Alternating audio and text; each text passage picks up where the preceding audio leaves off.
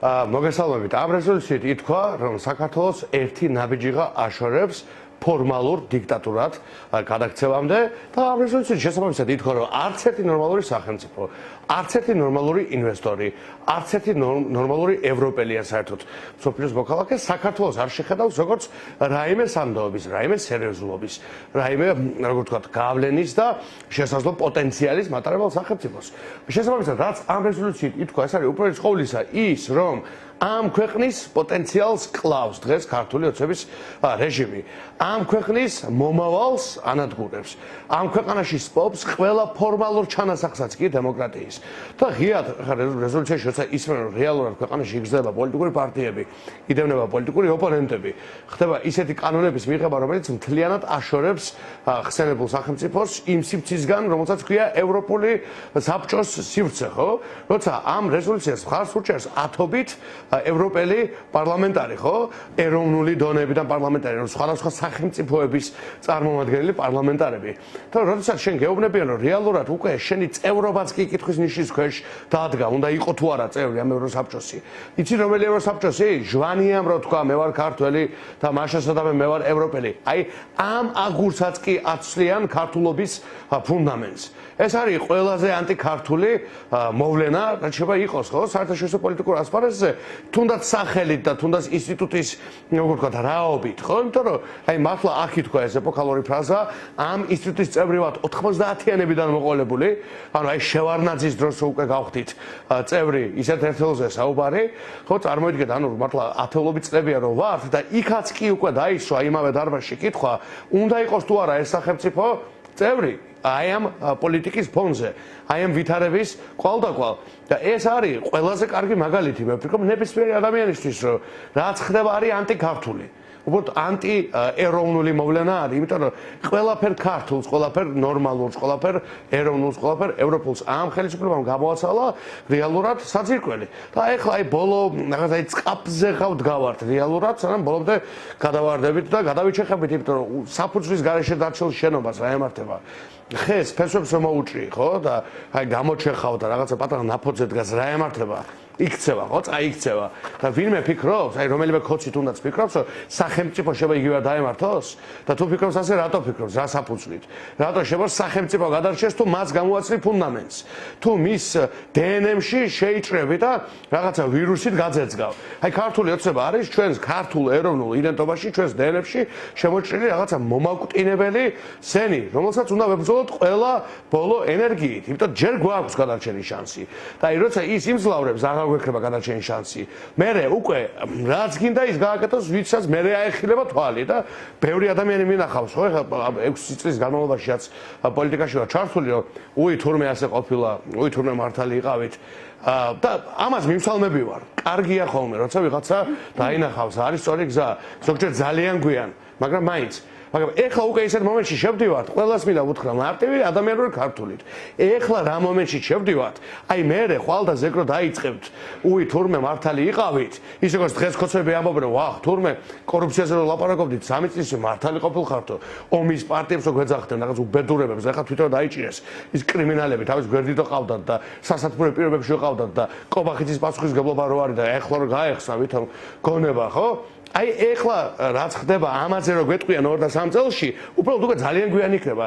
კარგი იქნება, ყოჩახ, მაგრამ გვიანი იქნება. თუ შეიძლება ვერაფერი ვეღარ შევცვალოთ და დაგვეღუპოს საქართველო, აღარ გქონდეს სახელმწიფო.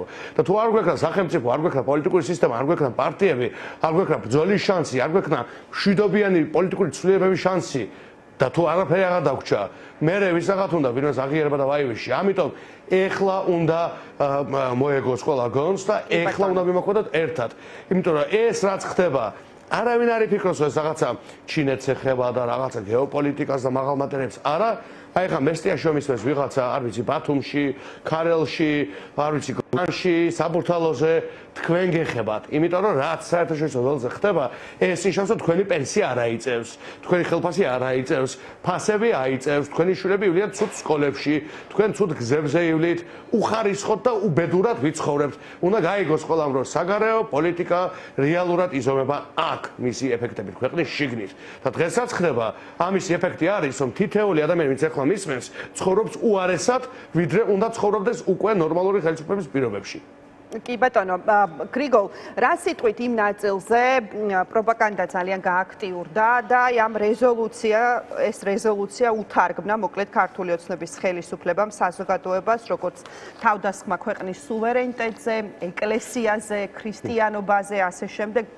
რუსეთსაც კი გაუტოლდაო მოკლედო ევროპარლამენტმა რაღაცა თავისი ამ ანგარიშით თავი რუსეთის საოკუპაციო პოლიტიკასაც კი გაუტოლაო და პაპაშვილმა ევროკომისიასაც მოუწოდა რომ გაემიჯნოს ევროპარლამენტის მხრიდან ქართულ ეკლესიაზე ამგვარ უხეშ თავდასხვასო და აი ამ ყველაფრის პასუხისმგებელ პირებად ყობახიძემ დაასახელა სწორედ ოპოზიცია, რომ ოპოზიცია არის დაკავებული საბოტაჟით, ეს არის უცხოური აგენტურა, რომლებიც ჩასულები იყვნენ საქართველოს წინააღმდეგ მტრული საქმიანობის მხარდასაჭერად და პასუხისმგებლობას იზიარებენ სწორედ ამ სამარცხვინო დოკუმენტზეო გითხრა დღეს ირაკლი ყობახიძემ.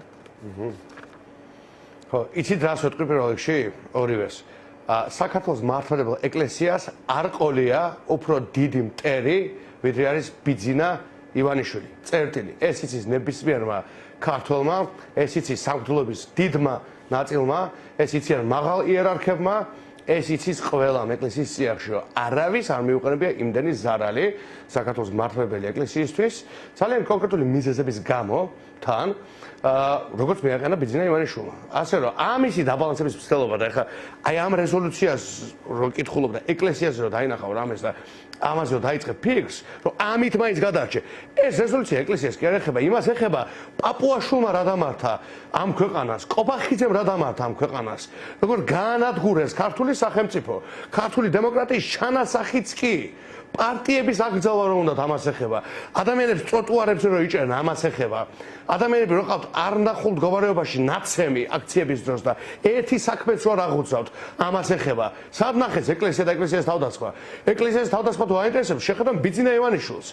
ვინც მოუწყოთ სპეცოპერაცია ამ ეკლესიას. დიახ, ჩვენს ეკლესიას რამდენიმეჯერ. და ყველამ კარგად იცის, რაზე ვლაპარაკობ, აბსოლუტურად მათ შორის დამერწმუნეთ ეკლესიის წიაღში და მე ამას ვამბობ, ეს რაღაცა არ არის ტყვილი, ზეპირსიტყვი, ვიცი რომ ასეა, ვიცი რომ ამ ხალხმაც იცის.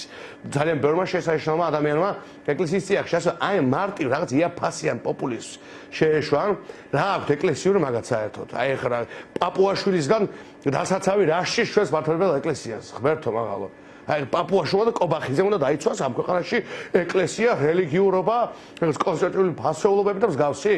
აი სასაცილო და ზარყოფის მართლა. რაზეა ლაპარაკი? და ტექსტში წერია რომ არიან რაღაცა გაიძვერები ეგენი თვითონ, რომელმაც ყველაფერი ქართული გაანადგურეს. ეხლა უნდათ რომ აქედან გამოძრო, ვიდრე ეკლესიას იწევენ. რა ეკლესიაზე საერთოდ საუბარი? ეს არის დემოკრატიაზე, ევროსაბჭო არ იციან რა არის? დემოკრატიაზე, უფლებებზე, კანონის უზენაესობაზე და ამ ქვეყნის პერსპექტივაზე ორიენტირებული ტექსტი. არაფერ შუაში აქ არც ეკლესია და არც ტრადიციული ფასეულობები ამ შემთხვევაში არ არის და აი მარტივ იაფასიან დემაგოგიას თან ვინ-ვინდა ის პოლიტიკური ძალა, რომელმაც ვიმეორებ ყველაზე მეტი თავდასხმა მიაყენა საქართველოს მართლმადიდებელ ეკლესიას. არც ერთ პოლიტიკურ გუნდს, არც ერთს ამდენი იერში არ ქონია მართლმადიდებელ ეკლესიაზე, როგორც ამათ. და რა სიტყვით გამოდიან და რაზე ლაპარაკობენ საერთოდ. აქ ხალხი გონიათ რომ ვერ ხედავს ვერაფერს. ან გონიათ რომ ხალხს არ ახსოვს, რების გააკეთეს, როგორ აფათურეს ხელი? და დიდი ბოშ მათი სუსის ანგარიშებში არ არის? მეუფეებს უსმენენ და პატრიარქის ილია მეორის მოსმენის ჩანაწერები იყო კრებსში. დიახ, კრებსში, რომელიც გამოქვეყნდა 2019 წელს, უსვედ მახსოვს. ან 20-ში ილია მეორის უსმენენ. ილია მეორის უსმენენ. აღარ ვახსენებ დღევანდელ პატრიარქს. ფაილია ხო? იყო მედიაში მეუფეებს ფაილებია და ვინმეს უნდა თქვას, რომ აი ეს ადამიანები იცავენ ეკლესიას. რას იცავენ ესენი? ანუ ის როდესაც მათი დასაცავი რა ჭირს? რამე ჩვენს მართლმადიდებელ ეკლესიას.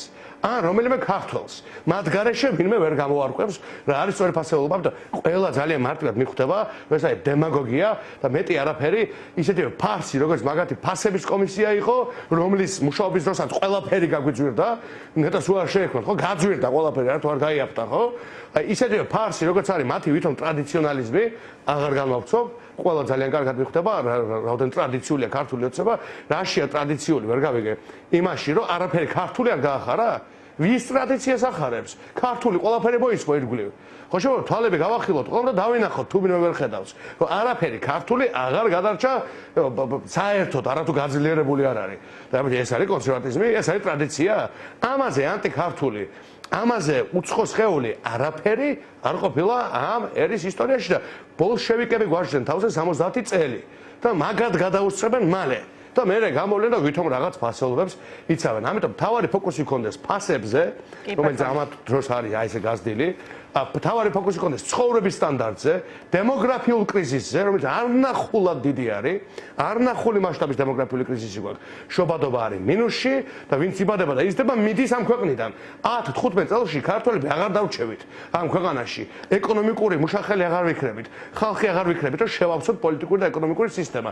აი ეს არის ქოციანობის ერთადერთი დიდი ისტორიული ანტირეკორდი. და ეხლა ესენი გამოვლენ და დაიწყებენ რაღაცებზე პოპულიზმს. ვინ ჭამს ამ პოპულიზმს? რომ შიერი ხალხი 233,000 ბავშვი რო არის დამშეული და მათივე სტატისტიკის დეპარტამენტს რო იქ სიაში ყავს შეყვანილი. აი ამ ბავშვების ქვეყანაში გამოხვალ და ნაცვლად იმისა რომ შანსები გამოიყენო რაც ირგვლივ არის. ერევანმა როგორ უნდა გადაგასწროს ყველაფერში. ხო ყველამ ირგვლივ როგორ უნდა გაგასწროს დემოკრატიაში, ეკონომიკაში, საგარეო პოლიტიკაში აბსოლუტურად ყველა ნიშით გადაგვასწროს ყველაფერში და ნაცვლად იმისა რომ გაითვალისწინო რამე და საკუთარი ეგოს და რუსული რქების მოტეხვის ფასად რაღაცა ნორმალური გაეკეთებიან და გააკეთონ, ხო? პირიქით ისევ აქეთ გვიტრიალებენ თავის შავარაზღულ იდიოტურ პროპაგანდას და ამას მშიერი და გაბრაზებული ხალხი ასმაგად დაუბრუნებს აი ამ მართლაც არამზადა რეჟიმს. მადლობა თქვენ.